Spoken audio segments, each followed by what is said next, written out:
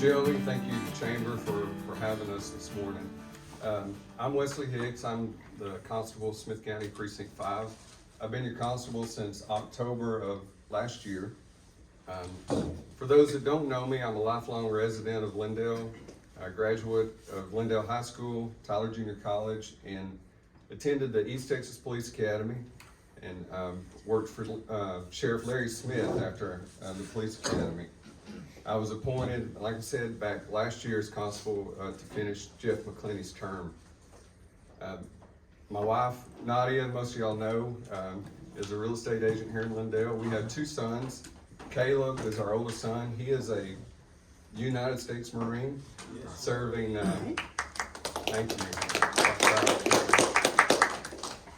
He's now stationed in North Carolina, and our youngest son is a senior here at Lindale High School, and also has plans on joining the Marine Corps. So say a big prayer for his mom. So in law enforcement, we get all sorts of questions asked of us all the time. Some funny, silly questions, some serious questions.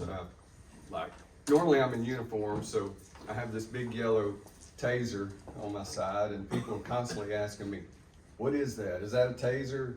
Does it hurt? Have you ever been tased?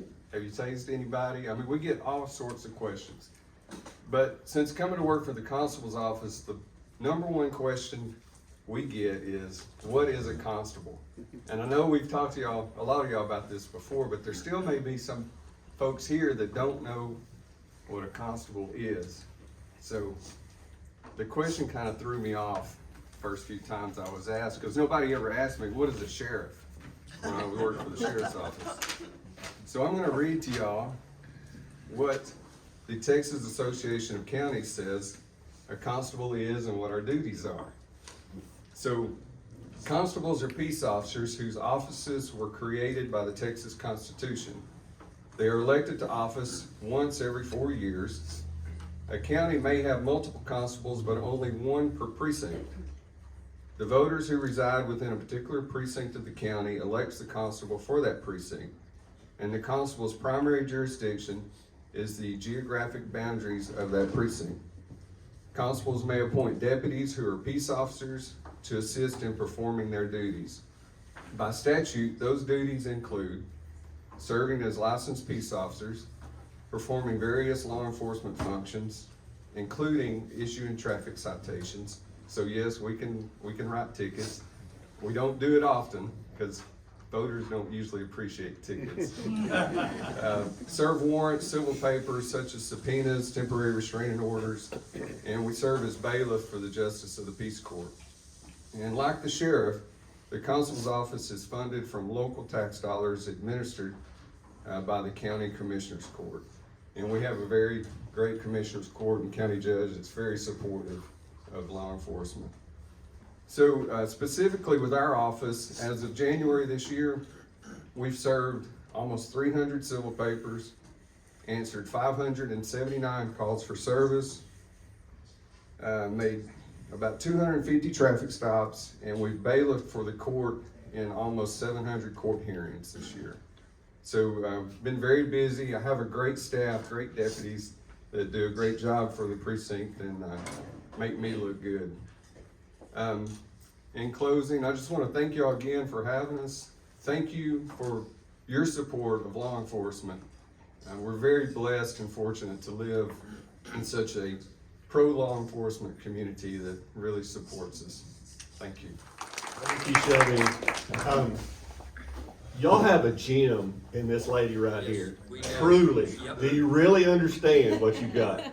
I see a lot of them in other places that not quite up to this level. She's wonderful. So y'all are blessed to have her. And just like Wesley was talking about, and I appreciate the job you do, people ask me oftentimes, what in the world does a county judge do? And they'll say, is your law office in Tyler? And I said, I'm not a lawyer. I'm not a lawyer. I'm just a fireman. You know, that's all I am. And but they asked me, and I actually speak to a Leadership Tyler executive series, and I join the city manager and the mayor when we have that talk. So it's us three. And I always tell them that the county judge's job is like being the mayor and the city manager, but for the county. So actually, the county gets a good deal. They just have to pay one guy, and they have two people doing the same job. So I wanted to catch y'all up. Everything is going well. I mean, essentially, I think many of you know my past and where I'm from. So I wanted to tell you really quickly. The parking garage is on schedule. Next Wednesday will be our groundbreaking for that. So that's the 25th, the 27th. We're telling all our employees you can no longer park in that lot. So by the next Monday, the 30th, we'll actually have the fences up of October, and so they'll start the construction demo for the Veteran Services Building. Will go down. They're putting fiber and doing all the things they've got to do underneath the parking lot, but we're really excited about that. It's a 10-month build, so we'll be looking at August of 24 when that'll be complete. So sometime during that time, we'll actually be demoing the east side of the square. So hopefully, right as soon as that's completed, we'll start going up with the courthouse, and that's a 2-year build. This morning at court that I'm about to go to, so I'm kind of in a hurry as well, we hired, we did a little different. We hired a construction manager at risk, and I'm not sure if some of you who know construction understand that. This is actually where they give you a guaranteed price. Well, they don't really give you the guaranteed price till you get on into the process. Well, all of our estimates early on, whenever you go out for a bond, it's kind of scary because you throw money out there, but you might not start for, a couple of years like this.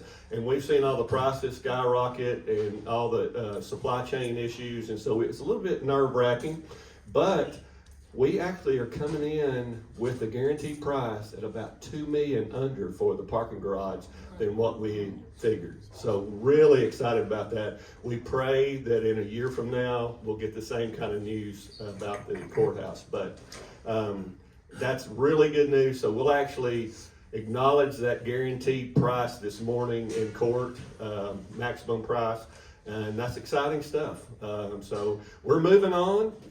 We have, seems like something new every day going on. I get cameras stuck in my face all the time by the news media, which is fine. It's part of my job. And I'm sorry about that y'all have to see me on the local news all the time. I always tell my wife, honey, don't watch the news. I'm sorry. We're truly excited about everything that's happening. The downtown square, we're working with the city of Tyler, and if y'all haven't seen what potentially is going on in the center of the square, we own the property. A lot of people don't understand. The county owns the property, but the city has the streets. So we have to work together. And so this whole process of building, we're planning on closing down Spring Street in front of, it'll still be available in case emergency traffic needs it, to pull in front of the courthouse. But for safety's sake, we won't be utilizing that. So we'll have, it'll be blocked and just for walkers. You can stroll past in front of the courthouse. But to close down Spring Street, we have to get the city to agree to do that. So it's a lot of give and take, a lot of negotiations going on right now to make everything happen. And it's good that we've got a good relationship. And Judge Moran, now Congressman Moran, he really established moving us towards that. And I've had a long history with the city too, and so it's just working out really well. And we're having a lot of good meetings, and I think it's all going to work out fine. And we're going to have 3 years from now, you will not recognize downtown Tyler. It's going to be amazing. So anyway, that's it for me. Thank y'all very much. Good morning, everybody. I haven't got a lot of pre-planned stuff. I talk to you routinely, and every year I show up for elected officials, and thank you again for giving me the opportunity to serve you as your justice of the peace. As Shelby said, Judge Cowart did a fine job, a wonderful job, and I was able to take that job and take the reins. And it is a fantastic, fascinating job that has a lot of facets to it that are never boring. we hear thousands of moving violations a year. Of those moving violations, those are mostly our criminal docket, although there's a number of other crimes that we see from the high school as charged date. We get tickets routinely from the school district. We also get tickets from game wardens. We get tickets from the sheriff's department for domestic violence, Class Cs, and anything. I have jurisdiction over any fine-only offense. That means basically the worst you're gonna do in my court is get a fine, okay? Civil side is growing the fastest. Like I told you last week at the chamber luncheon, our growth is just growing as fast as Lindale can grow. That's small claims, debt claims, evictions. Today's docket is packed full of criminal and civil cases. I enjoy it. It's like I said, a fascinating job. One thing I want to say is this community is very supportive, and I'm not law enforcement, I'm a judge. I'm the third branch of government. I'm the judicial branch. However, I'm not embarrassed to say that there's good guys and bad guys in this world, and I support good guys. And I love the local law enforcement officers that work with me in the constable's office, sheriff's office, state troopers. When you get to know these men and women, they're the most dedicated, courageous people you'll ever meet in your life. And it just hurts my heart when I see other cities that don't respect or don't appreciate what they have. So just as Lindale, as a community, as a chamber, we just need to keep up letting them know that we support them very much. So with that, I'm going to hand it back to Shelby. And again, good morning and thank you very much. Thank you, Shelby. You know, the great part about being a county chair is, one, is it's scriptural, because it says, we're always at the end, right? So it's the first shall be last and the last shall be first. So I'm waiting on that one. But really, at all of the chamber meetings, we are on the ballot. I'm just hard to find. I'm at the very, very end of the ballot. So I pity people in places like Harris County where they have to vote for 200 races. You know, at least here it's 20 or 30 races, and hopefully you don't get vote fatigue by the time you get to the county chair. But whenever you go to a chamber meeting, you introduce the county judge, and you introduce the mayor, and there's this and this. But they always say, hold your applause until the end, right? So I'm the last one, and I'm the only one that gets applause when they introduce people. So we are very fortunate in Smith County. One of the frustrations that I have is that we watch the national news, we watch the state news, and then we see our local officials in the store and we take it out on them. You know, it's like having a bad day at work and coming home and kicking your dog. Yeah. And so all of our we're so fortunate. These guys are all accessible. I see the judge every time I come to Lindale. The judge is here supporting the community. What Shelby does at the chamber, to have a representative from Lindale, Texas, represent this area on a state board is a huge, huge deal. And so I try to do a lot of that as a county chair. And so I'll use the theme. By the way, Judge Franklin promised me, he's not here, is he? That parking garage is going to be finished by the time we hold a general election in November. So, no, I didn't hear him scream yet. So, what does a county chair do? Because you see the things up front. Yeah, you see the camera stuff. We get interviewed by the media. I get questions like, what do you think President Trump is thinking?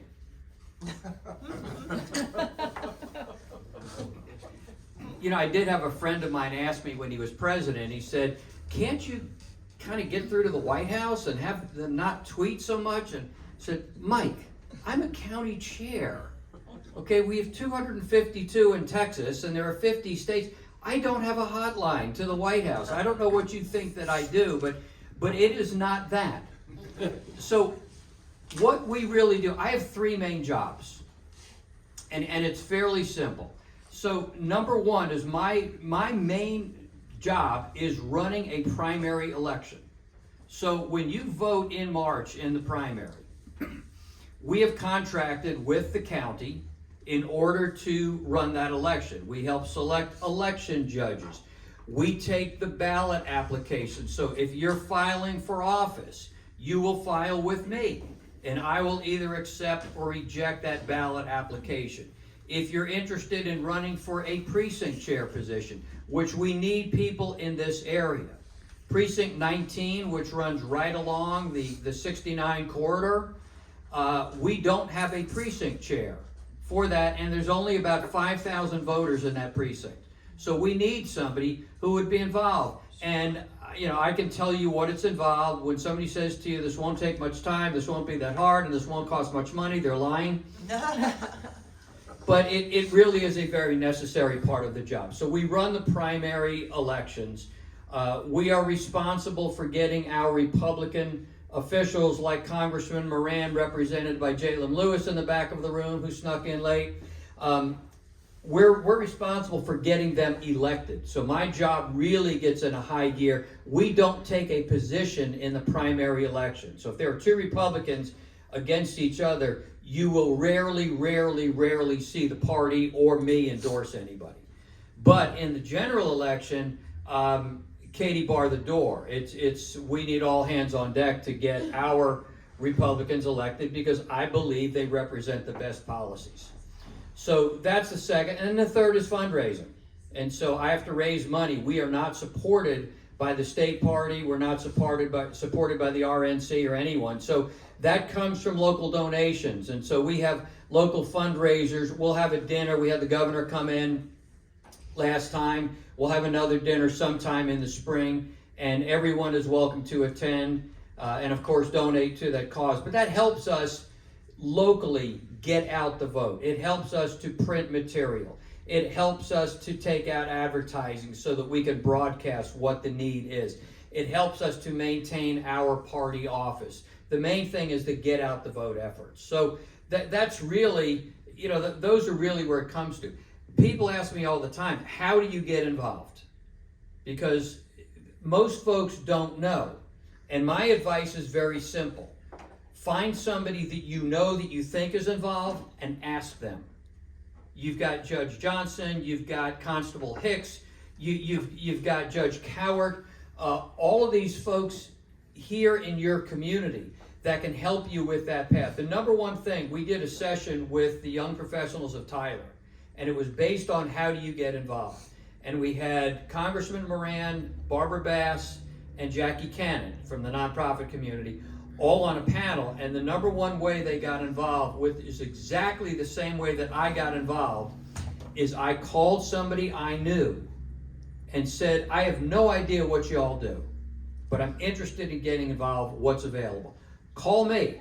I'm happy to help you walk through that process. That is the best way. Don't look at Facebook and get mad about something and then try to tear somebody's head off. It doesn't work. So the best way to enact change is to get involved that way. You must vote. You need to vote in the primary. Not voting in the primary and waiting until the general election is like going to a restaurant and let somebody else order your food. You need to select your candidate in the primary. So be involved that way. We also have convention seasons coming up. And conventions are a very important part of the political process. There's a precinct convention, and we'll have information out on that, March 7th. There's a county convention March 23rd, and the state convention is in San Antonio. We pass resolutions.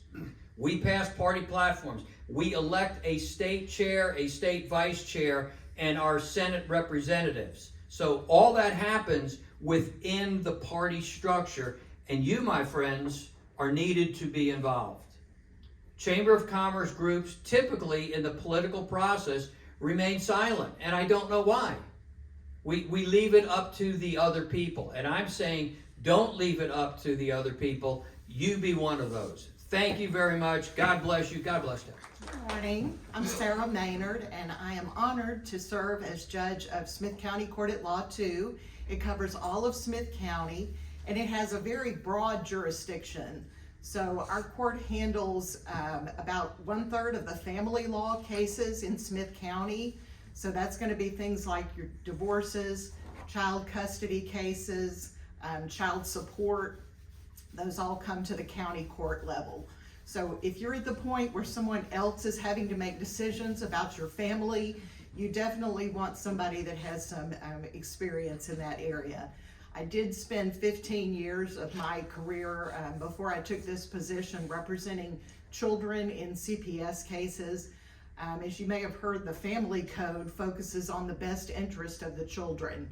And so that's really my job as the judge, because there are advocates in the courtroom for mom and for dad, but it's the judge's job to remind everybody that we're focusing on what's in the best interest of the children and to argue in that direction.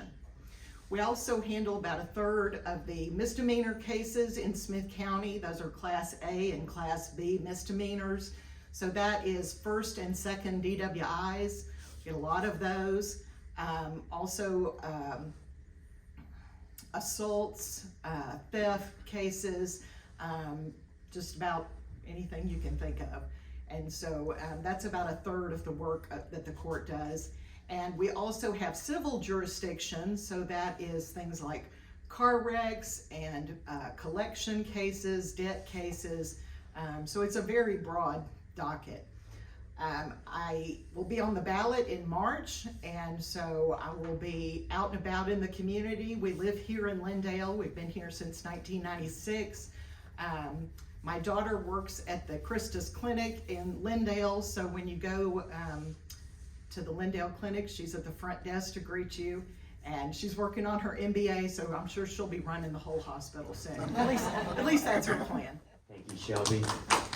And thank you to the chamber, and as Party Chairman David Stein was saying, we're so blessed here in East Texas, and you were able to hear all the local elected officials. We just have tremendous support here in East Texas with the stewardship at the local level, and just remember how grateful we are for their service. And we need men and women that get involved, like the chairman was saying. I got involved just a few years ago as a precinct chair and helping out, and we need individuals that get in at the local level. And so the congressman, he so wanted to be here, and as Shelby was saying, was called back to Washington, D.C., and they're there going through the process of nominating a speaker. And then also you can, if you've been watching the news, you know where we are in the country right now. So please keep him in prayer and the Congress in prayer. And for those who don't know, he was elected at the beginning of the year, and it's a new congressional district. So the lines have been redrawn and went from 12 counties to 17 counties. So we go all the way up to Bowie County, Red River County, all the way down to Sabine County. So it's about 2.5 hours from South Tyler, north and south. So we have a great district. It's completely rural. Those values of faith, family, and freedom, they're in Tyler, White House, Sabine, Hemphill, Texarkana, Clarksville, Mount Pleasant. So we're so blessed here in Congressional District 1. So I just want to say thank you, Shelby, and for your leadership. And Country Fest was fantastic, wasn't it, on Saturday, and just a great turnout. So thank you for everything that you do, Shelby.